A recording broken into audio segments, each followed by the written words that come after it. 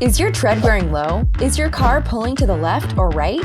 It might be time to look at your vehicle's wheels and tires. Regular tire maintenance is important for making sure you get your money's worth when it comes to purchasing new tires. Alignment and rotation are things you can do on a routine basis to extend the life of your tires. Your wheels can come out of alignment many ways, most commonly by hitting potholes, curbs, parking blocks, and also from normal wear and tear. You may notice a significant misalignment if your car doesn't drive straight. If your steering wheel pulls either to the left or right on its own, you likely need an alignment. Getting your tires realigned can help to wear your tires tread evenly and, in turn, extend their lifespan. While you align your tires, it's a good idea to rotate them as well. Different tire positions receive more torque than others, depending on what type of drivetrain your vehicle has. Rotating the tires from front to back, and in some cases from left to right, can also help to evenly spread out the amount of wear on your tires. Bad road conditions, like ice and snow, can be a dangerous situation with low tire tread.